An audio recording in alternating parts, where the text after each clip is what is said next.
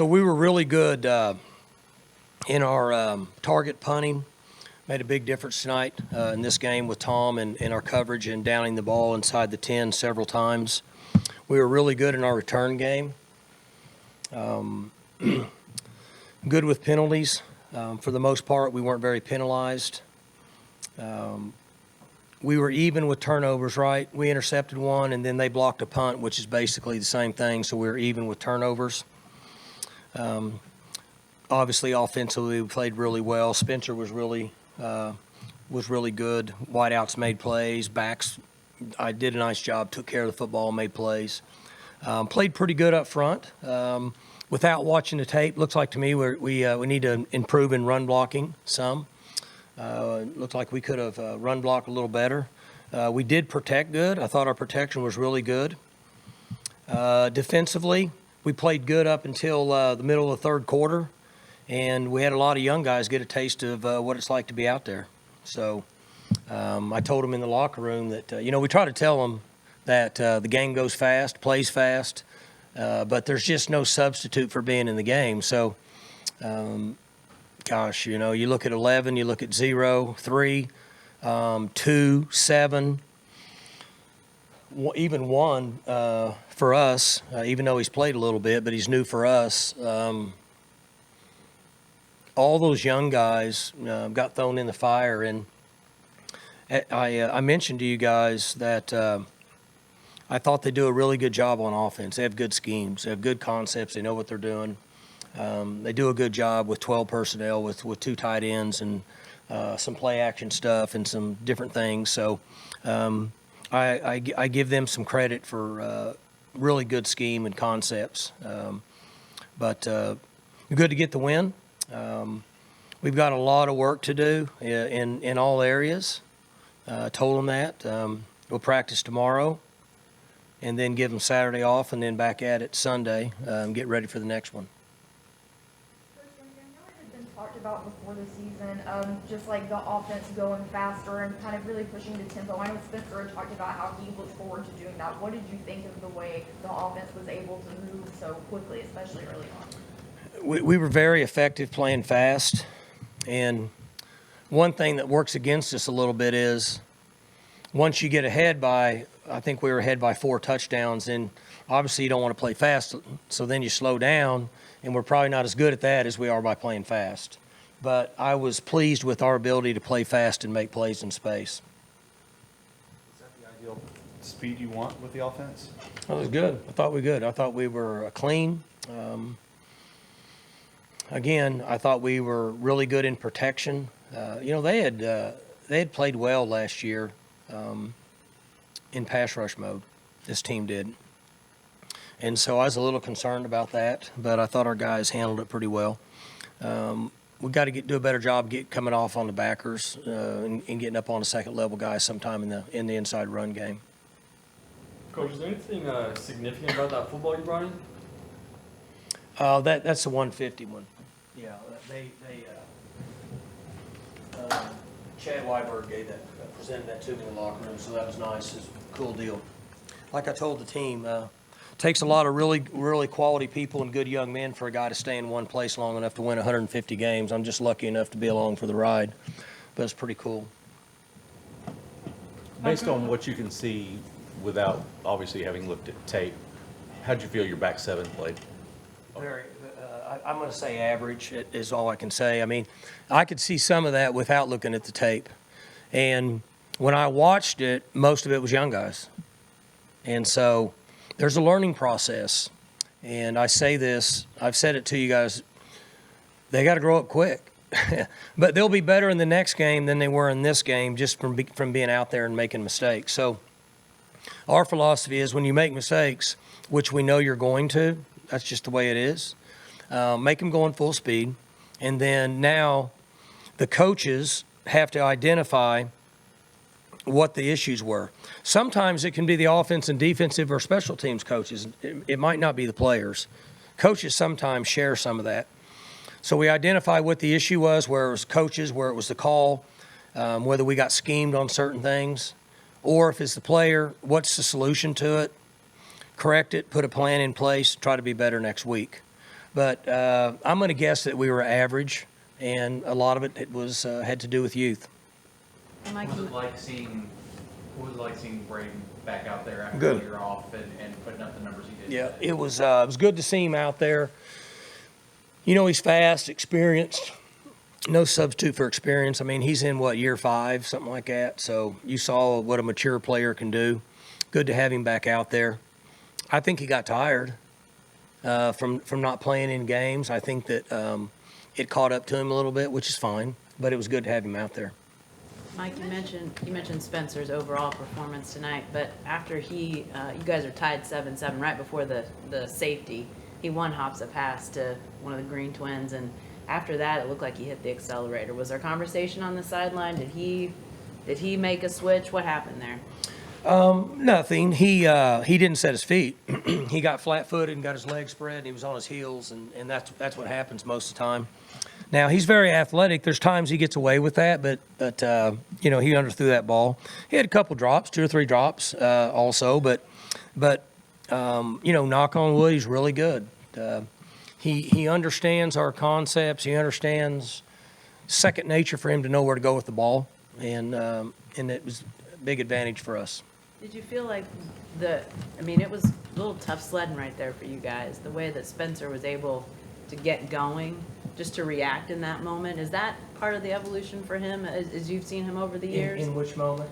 Just after that, you guys get the safety, and then I think you scored every possession from there on out in the half. So, just his experience. It's just so difficult to get young people ready to play without going out and making mistakes and playing. And Spencer is a really good player now, guys. I'm telling you, he's good at what he does. And you saw what happens when you give him a little protection. Our guys protected good tonight. You see what happens. Sometimes people kind of nag on him a little bit, but usually when he's not protected very well. But if you go back to when he was playing his redshirt freshman and sophomore years, a bunch of you have been covering this forever, he didn't look anything like that. He just hadn't had the experience. And now it's become second nature for him, and he gets it, and he has a feel for it. So that's a big advantage for us. How did you think ETN did in his first kind of? I thought he did good. I heard a couple times that they weren't real fired up about things, but that's normal. I told him I'm not real excited about starting the game with a procedure penalty. I wasn't too fired up about that. But he said, Coach, I was just ready to go, which I just given him a hard time. But, he hadn't played in 2.5, 3 years or something. Been a long time since he's played. So he should be one of those guys that improves. But I'm very, very pleased with what he's done with his body over the last 18 months and put himself in a position. And he should learn and grow as we progress here because he has all the physical tools. Now just the speed of the game and everything will become a big advantage for him the more games and more reps he gets. How did Derek Mason do? Coach Mason? On the phones, good. Communication, good. Didn't get flustered. From that standpoint, all that was good.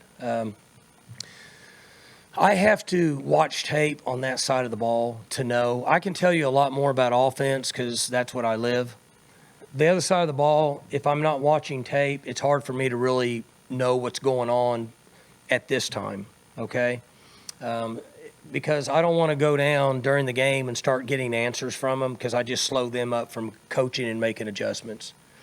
But, I'm going to guess that he's not pleased with them being able to get that many yards and score that many points. Now, I haven't talked to him, but I'm going to guess it. But I was pleased with his demeanor on the headphones during the game. You mentioned you thought you run block better. How do you think the backs did in general? I thought the backs were pretty good. And I say that, I'm always hard on the offensive line, so you guys know that. But I know there was a few times we didn't get up on the backers. But I thought the backs ran pretty hard. I thought they did a good job, and it looked like to me that we had good ball security, and I thought they were in attack mode, and so I was pleased with them. Where did that goal line formation come from? You used it a couple times, one with the Dominic's touchdown, one with Zach Middleton's touchdown.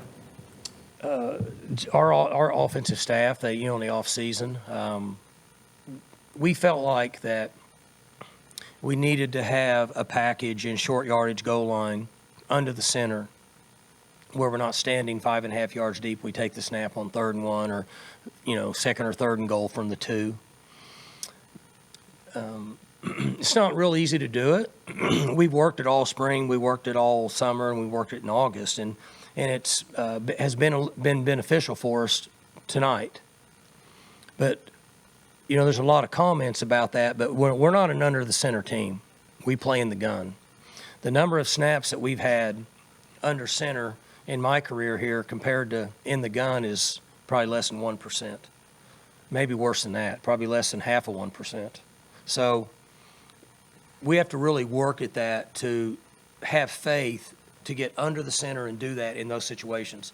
I don't know if you were, you're probably so young, you weren't covering it, but we played down at Oklahoma, Mason Rudolph's year, and went right down the field doing our stuff, and we went under the center on the 2-yard line and fumbled because we don't practice all the time. And so then you think, is the risk reward worth it?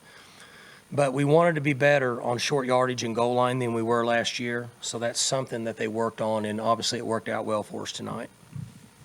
It's kind of a quiet guy. What exactly was the presentation like in the locker room when you got your 150th ball?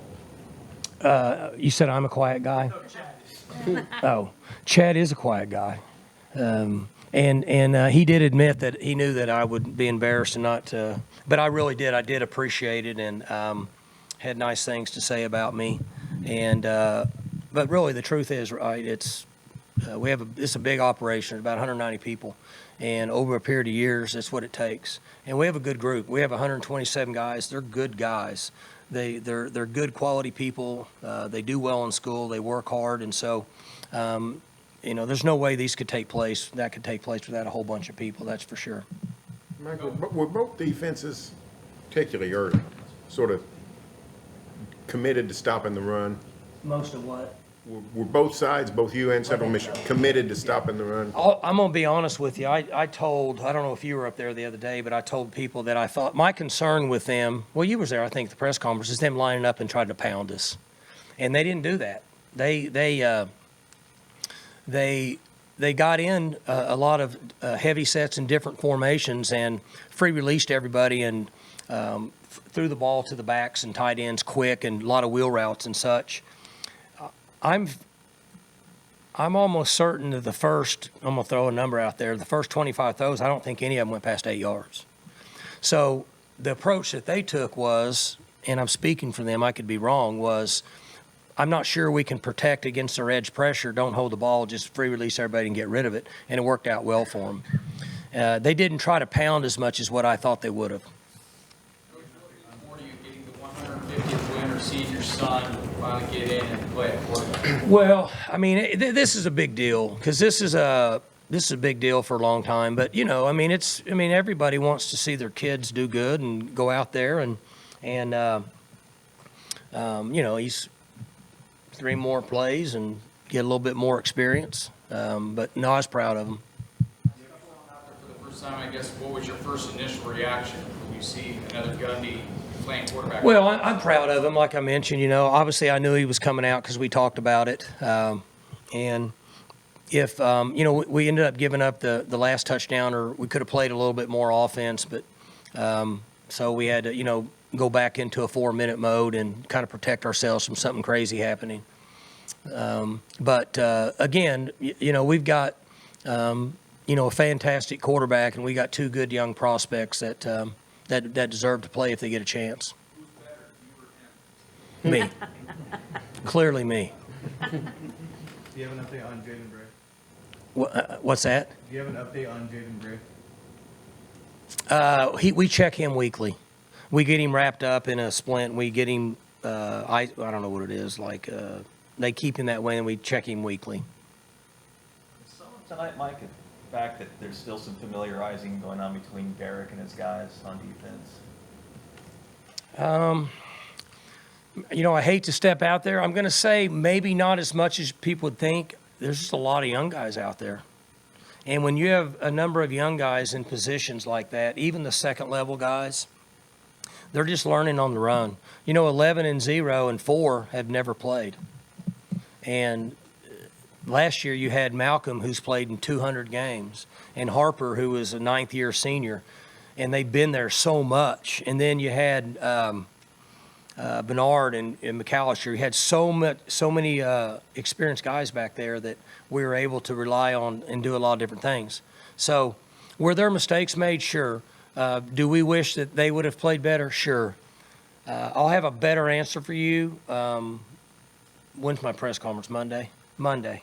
I'll be able to give you a better answer. For more information, you can visit TulsaWorld.com.